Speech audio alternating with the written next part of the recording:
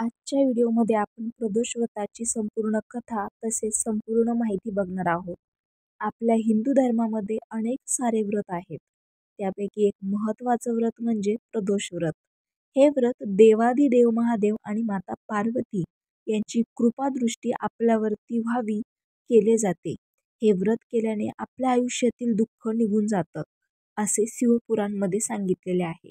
प्रत्येक महिन्यामध्ये जशा 2 एकादशी येतात तशाच प्रकारे दर महिन्याला 2 प्रदोष सुद्धा येतात. शिव महापुराणामध्ये प्रदोष व्रत भगवान शंकराला समर्पित आहे.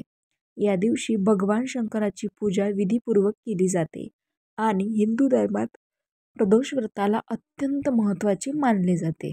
दर महिन्यात 2 प्रदोष येतात. या दिवशी महादेवाची आणि देवी पार्वतीची पूजा विधीपूर्वक केली जाते. हिंदू पंचांगानुसार शुक्ल पक्षाच्या त्रयोदशीला प्रदोष असतो. सूर्य मावळण्यापूर्वी 3 घटकांच्या काळाला प्रदोष असे म्हणतात.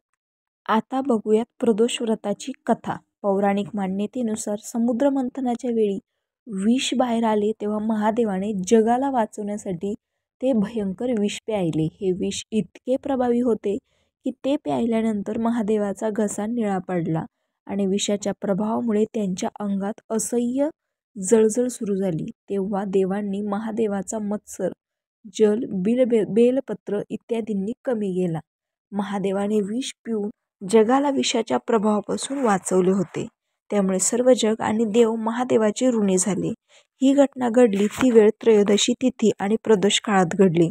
म्हणूनच या दिवसाला विशेष महत्त्व आहे. प्रदोष व्रत आणि त्यापासून मिळणारे फायदे.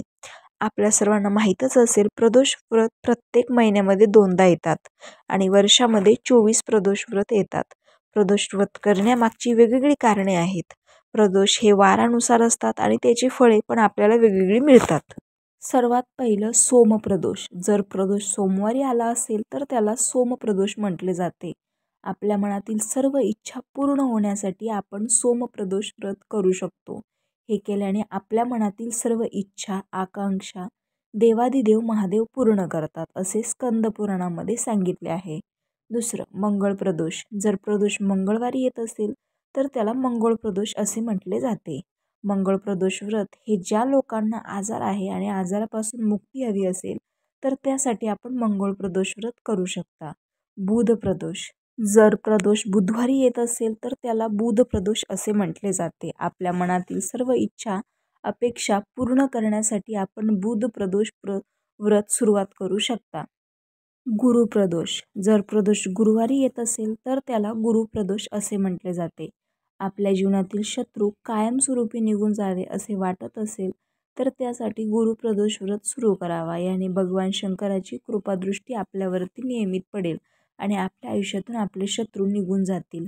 शुक्रप्रदोष. जर प्रदोष हा शुक्रवारी येत असेल तर त्याला शुक्रप्रदोष असे म्हटले जाते. आपल्या जीवनात सुख, शांती, धनप्राप्ती यासाठी आपण शुक्रप्रदोष व्रत सुरू करू शकता, ज्याने देवादिदेव महादेव यांची कृपादृष्टी आपल्यावरती होऊन आपल्या जीवनात सुख, शांती व समृद्धी येऊ शकते. शनिप्रदोष. जर प्रदोष शनिवारी येत असेल तर त्याला शनिप्रदोष असे म्हटले जाते. शनिप्रदोष व्रत हा ज्या लोकांना मूल होत नसेल अशा लोकांनी जर शनिप्रदोष व्रत केले तर शंकराची कृपादृष्टी होऊन त्यांना मूलप्राप्ती होण्यासाठी हा व्रत केला जातो. रविप्रदोष. जर प्रदोष रविवारी येत असेल तर त्याला रविप्रदोष असे म्हटले जाते. रविप्रदोष व्रत केल्याने जगातील कोणताही व्यक्ती आपली दुःख, परेशानी दूर करू शकत नाही. ते देवादिदेव महादेव रविप्रदोष व्रत केल्याने आपली कृपादृष्टी दाखवून ते दूर करतात. अर्कप्रदोष. अर्कप्रदोष हे आयुरारोग्य वृद्धीसाठी करण्यात येणारे एक प्रकारचे शिवाचे व्रत आहे. रविवारी त्रयोदशी तिथी आली असता अर्कप्रदोष होतो. आता बघूया प्रदोष व्रत कोण कोण करू शकतं. प्रदोष व्रत हे भगवान शंकराला समर्पित असल्यामुळे आपल्या इच्छापूर्तीसाठी आपण हे व्रत करतो. हे व्रत लहान मुलं, मुली, स्त्री, पुरुष, प्रौढ कोणतीही व्यक्ती करू शकतो. प्रदोष काळाचा वेळ. खूप जणांना हा प्रश्न निर्माण होतो की प्रदोष काळ कधीपासून सुरू होतो आणि कधी संपतो. तर मित्रांनो, प्रदोष काळ हा सूर्यास्त होण्यापूर्वी 30 मिनिट अगोदरपासून प्रदोष काळाला सुरुवात होते आणि सूर्यास्त झाल्यानंतर 30 मिनिटानंतर प्रदोष काळ संपतो.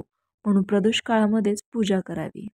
प्रदोष व्रताच्या पूजेसाठी लागणारं साहित्य. पूजेचं ताट, कुंकू, अबीर, गुलाल, अष्टगंध, लाल चंदन, पिवळं चंदन, अक्षदा, विना तुकडे पडलेले तांदूळ म्हणजे शाबूत, अखंड, बेल, पाने, धोत्र्याचे फूल, तांब्याच्या तांब्या, एक तांब्या पाणी, शमीपत्र, पंचामृत. प्रदोषव्रताची पूजा कशी करावी? प्रदोषव्रताची पूजा ही प्रदोष काळादरम्यान केली जाते. प्रदोष काळाची सुरुवात ही सूर्यास्त होण्यापूर्वी 30 मिनिटांपासून सुरू होते आणि सूर्यास्त झाल्यानंतर 30 मिनिटांपर्यंत आपण प्रदोषव्रताची पूजा करू शकतो. प्रदोषव्रताची पूजा करताना सर्वप्रथम आपल्याला शंकराच्या शिवलिंगावरती पंचामृत अर्पण करावे व ते पंचामृत दोन्ही हातांनी शिवलिंगाला व्यवस्थित लावून घ्यावे. घरात असेल शिवलिंगही चालेल किंवा तुम्ही जवळपास मंदिर असेल तिथं जाऊनही हा विधी करू शकता. त्यानंतर शिवलिंगावरती एक तांब्या जल म्हणजेच पाणी अर्पण करून यावे. त्यानंतर शिवलिंग स्वच्छ धुवून घेतल्यानंतर त्यावरती आपण हळदी, कुंकू, गुलाल हे शिवलिंगाला व्यवस्थितरित्या लावून घ्यावे व त्यानंतर आपण विभूती शिवलिंगावरती लावून घ्यावी आणि त्यावरती हळदी कुंकू लावावे. त्यानंतर शमीपत्र आणि बेलपत्र शिवलिंगावरती अर्पण करून घ्यावे. ते पण अखंड असावे, तुटलेले फाटलेले पाणी नसावे. व त्यानंतर जी फुले आपण सोबत घेऊन गेला आहात ती धोत्र्याची फुले शिवलिंगावर अर्पण करावीत आणि देवाची आरती करून घ्यावी आणि देवाला साखरेचा किंवा खिरेचा किंवा जो असेल तो आपल्या ऐपतीप्रमाणे नैवेद्य दाखवावा आणि देवासमोर प्रार्थना करावी. हिंदू धर्मातील सर्वात लाभदायी व्रत म्हणजे प्रदोष व्रत. या व्रतामध्ये आपल्याला निरंकार व्रत करावा लागतो. यामध्ये आपल्याला जेवण करता येत नाही, फक्त आपल्याला फळावरती उपवास सोडावा लागतो. फळाव्यतिरिक्त आपण दुसरं काहीही खाऊ शकत नाही आणि सर्वात महत्त्वाची गोष्ट म्हणजे आपल्याला मिठाचा एकही पदार्थ खाता येणार नाही. प्रदोष व्रताचे उद्यापन कसे करावे? जेव्हा आपण प्रदोष व्रताला सुरुवात करतो त्यानंतर 11 प्रदोष व्रत किंवा 26 प्रदोष व्रत पूर्ण झाल्यानंतर आपण उद्यापन करू शकतो. उद्यापन करण्याच्या 1 दिवस अगोदर आपल्याला गणपतीची पूजा करावी लागते व उद्यापनाच्या दिवशी आपल्याला 2 ब्राह्मण जोडीने आपल्या घरी बोलवावे लागतात. त्यांच्या पायावरती पाणी अर्पण करून हळदी कुंकू लावून त्यांची पूजा करावी व त्यांना नमस्कार करावा.